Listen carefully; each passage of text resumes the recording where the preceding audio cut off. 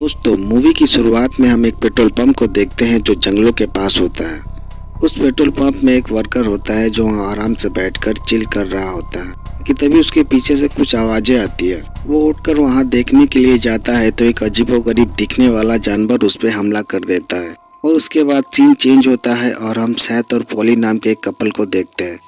ये लोग जंगल में पिकनिक मनाने के लिए आए होते हैं। वो लोग कार से सब सामान को निकाल कर टेंट बना रहे होते हैं, तभी टेंट का एक साइड टूट जाता है। उन दोनों के पास कोई दूसरा ऑप्शन ना होने के कारण वो लोग होटल की तरफ निकल जाते हैं। और दूसरी तरफ हम और एक कपल को देखते हैं, लेसी और डेनिस। लेसी एक ड्रग एडिक्ट होती है और डेनिस एक क्रिमिनल होता है। ये दोनों जेल से भागे कैदी होते हैं। वो लोग कार से शहर छोड़ के भाग रहे होते हैं पर उनकी कार रास्ते में ही खराब हो जाती है। वो लोग कार को जंगल के अंदर छोड़कर रास्ते से पैदल जा रहे होते हैं। ये तभी लेसी सैथ और पॉली को कार के आते हुए देखती है। लेसी उनसे लिफ्ट मांगती है, जिससे ही पॉली कार को रोकती है। डेनिस जंगल के दूसरे साइड से आकर उन पर गन पॉइंट कर देता है और कहता है, दरवाजा खोलो वरना मैं तुम दोनों को शूट कर दूंगा। ना चाहते हुए भी उनको दरवाजा खोलना पड़ता है और फिर वह चारों बैठ के वहाँ से निकल जाते हैं। डेनिस रास्ते में उन दोनों के फोन को कार से बाहर फेंक देता है ताकि वो लोग मदद के लिए किसी को फोन ना कर सके। डेनिस पॉली को कार तेज चलाने के लिए बोल रहा था कि तभी उनका किसी चीज से एक्सीडेंट हो जाता है, इसके कारण उनका कार का टायर पंक्चर हो जाता है। वो चारों कार से उतर कर देखते हैं तो कार के टायर में बहुत सारे कांटे लगे हुए होते हैं। इन्हीं कांटों से उनके टायर का पंक्चर हुआ होता है। डेनिस और पॉली कार के टायर को चेंज कर रहे होते हैं कि तभी डेनिस के हाथ में वही कांटा घुस जाता है। वो उस कांटे को निकाल कर नॉर्मली फिर से टायर चेंज करने लगता है। सेथ और लेसी जाकर देखते हैं, वो चीज़ बहुत ही बुरी तरह से कुचला हुआ होता है।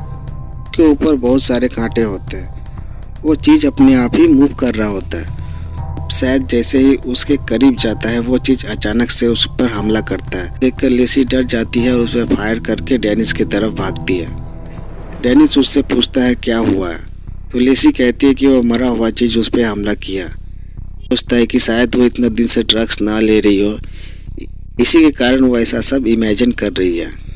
पर वह देखता है कि लेसी कुछ ज़्यादा ही डरी होती है। डेनिस पॉली को वहाँ से चलने के लिए कहता है, पर पॉली कहती है कि वह सेथ के बिना वहाँ से नहीं जाएगी।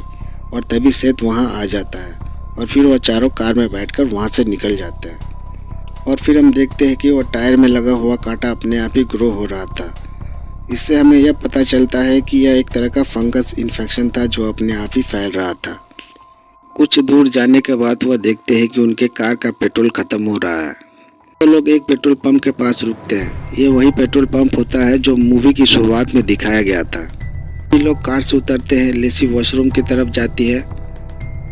डेनिस सेथ को पेट्रोल भरने के लिए कहता है और डेनिस और पॉली स्टोर के अंदर जाकर चेक करते हैं। दुकान में कोई ना होने के कारण उस दुकान में रखे सब सामान को खाने लगता है।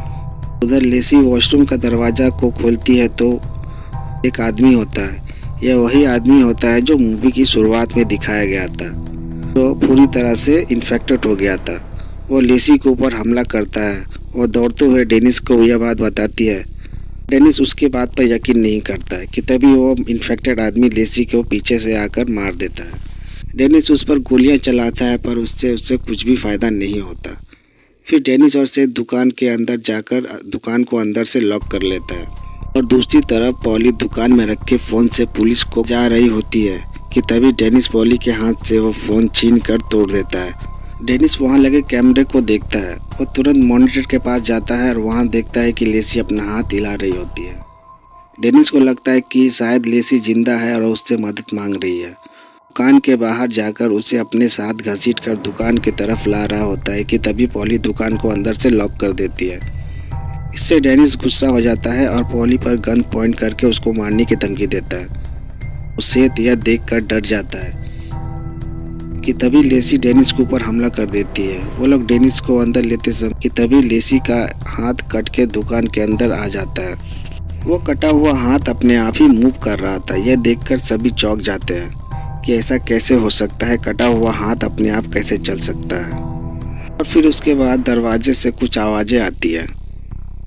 सभी जाकर देखते हैं तो लेसी अपने सर को दरवाजे पे मार रही होती है। यह देखकर डेनिस को बहुत ही बुरा लगता है और वो इमोशनल हो जाता है। पर सेथ कहता है कि वो अब पहले की तरह नहीं है, वो मर चुकी है। और यह कहकर उसको अपने साथ दुकान के अंदर ले आता है। फिर वो लोग दुकान के पीछे के दरवाजे से बाहर जाने के लिए वो लोग दरवाजे के खोलने की कोशिश करते हैं, पर वह दरवाज़ा लॉक रहता है। जैसे तैसे कर वह उस दरवाजे को खोलते हैं, पर कोई भी फ़ायदा नहीं होता। वह दरवाज़ा पूरी तरह से लॉक होता है। फिर वह सभी लोग सामने के तरफ आते हैं तो उनके सामने एक लेडी पुलिस होती है जो डेनिस पर गन पॉइंट कर दुकान से बाहर आने के लिए बोल रही थी। पर सेथ और पॉली उस लेडी पुलिस को कार में जाकर बैकअप बुलाने को कहती है। वो लेडी पुलिस उनके बात को समझ पाती कि तभी लेसी छत के ऊपर से आकर उस लेडी पुलिस को पकड़ लेती है और उसके 2 टुकड़े कर देती है। और फिर हम देखते हैं कि डेनिस के बॉडी में भी वह इन्फेक्शन फैल रहा था जो कांटा घुसा था उसके कारण। अगर इस पेट्रोल पंप में आग लग जाए तो यहाँ पुलिस जरूर आएंगे। पुलिस इस बात को मान लेती है, पर सेथ कहता है अगर आग दुकान के अंदर आ गया तो हम सब जल के मारे जाएंगे। उतने में ही सेथ की नज़र पुलिस के रखे वॉकी टॉकी पे जाती है जो दुकान के बाहर था। वो लोग तार की मदद से उस पुलिस के वॉकी टॉकी को अंदर लाने की कोशिश करते हैं कि तभी लेसी उन लोगों पर अटैक कर देती है और वॉकी टॉकी को पकड़ लेती है और अपने हाथ को दुकान के अंदर घुसा देती है। और तभी पॉली उस हाथ के ऊपर अटैक करती है और वहाँ से भाग जाती है, पर वह यह नहीं देखती है कि उसका आधा कटा हुआ हाथ दुकान के अंदर आके गिर जाता है। अब वो कटा हुआ हाथ उन दोनों के ऊपर अटैक करता है तो वो दोनों भागकर फ्रीजर रूम में जाके छिप जाते हैं। और उधर देखते हम कि डेनिस उस रूम में पहले से ही था, क्योंकि उसके हाथ में भी इन्फेक्शन फैल रहा था उसके हड्डियों को तोड़ते हुए। पर तभी सेथ एक चाकू की मदद से उसके हाथ को काटकर उसके शरीर से अलग कर देता है, जिससे उसकी जान बच जाती है। फिर वो लोग देखते हैं कि वह कटा हुआ हाथ उन लोगों पर अटैक नहीं कर रहा। वो लोग समझ जाते हैं कि फ्रीजर रूम में होने के कारण वो कटा हुआ हाथ उन लोगों पर अटैक नहीं कर रहा, यानी कि वो स्प्लिंटर बॉडी टेम्परेचर से अट्रैक्ट होता है। वो लोग उस पेट्रोल पंप में फंस चुके थे। सेथ कहता है हम लोगों को अगर इस क्रीचर से बचना है तो उस कार में जाकर वहाँ से मदद बुलानी पड़े। सेथ को एक आइडिया आता है। सेथ बायोलॉजिकल में पीएचडी किया होता है। वो वहाँ रखे इंस्ट्रूमेंट की मदद से अपने बॉडी टेम्परेचर को कमाता है और अपने साथ एक पॉलीथीन बैग में बर्फ़ को लेकर कार की तरफ जाता है ताकि उस कार के अंदर रखे वॉकी टॉकी से मदद बुला सके। और उधर पॉली स्टोर में रखे पटाखों को जलाकर उस क्रीचर का ध्यान भटका रही होती है। सेथ जब कार की तरफ जा रहा होता है तो उसका बॉडी टेम्परेचर बहुत ही कम होता है, जिसके कारण वह ठीक से चल नहीं पा रहा था। और फिर उसके हाथ से पॉलीथीन में रखा बर्फ़ का बैग गिर जाता है, जिसके कारण कुछ समय बाद उसका बॉडी टेम्परेचर नॉर्मल होने लगता है, जिससे उस क्रीचर को समझ में आ जाता है और सेथ की तरफ भागता है उस पर अटैक करने के लिए। पर तभी पॉली बोलती है कि वह क्रीचर तुम्हारे तरफ आ रहा है। वह जल्दी से कार के अंदर चला जाता है और कार का दरवाज़ा अंदर से लॉक कर लेता है। पर वह क्रीचर कार के अंदर ढुकने की कोशिश कर रहा होता है। यह देखकर डेनिस पटाखे को जलाकर उसका ध्यान भटकाने की कोशिश करता है, मगर वह क्रीचर उसी पर अटैक कर देता है और स्टोर के अंदर घुस जाता है। पर तभी सेथ कार में रखे शॉटगन को ले आता है और उस क्रीचर पर फायर करने लगता है, पर इससे कोई भी फ़ायदा नहीं होता। तब डेनिस सेथ से वो गन लेता है और उन दोनों को स्टोर से बाहर कर देता है और उस क्रीचर पर लगातार फायर करने लगता है, जिससे गोलियां ख़त्म हो रही होती है। अब वो क्रीचर उसे भी इन्फेक्टेड पूरी तरह से कर देता है। अब डेनिस समझ जाता है कि उसका बचना नामुमकिन है। वो गन से स्टोर में रख के एक सिलेंडर को उड़ा देता है, जिससे वो क्रीचर स्टोर के अंदर जलकर मारा जाता है। और अब डेनिस भी पूरी तरह से इन्फेक्टेड हो चुका था।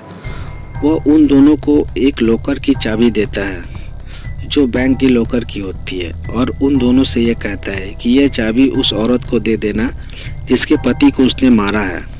और फिर उन दोनों को वहाँ से जाने के लिए बोलता है और फिर उस पेट्रोल पंप को गन से शूट करके उड़ा देता है, जिसमें वो भी जलकर मारा जाता है। सेथ और पॉली वहाँ से बहुत दूर जा चुके होते हैं और उसके बाद हम एक और क्रीचर को देखते हैं जिसके मुंह से बहुत सारे कांटे निकल रहे होते हैं और मूवी यहीं से एंड हो जाती है।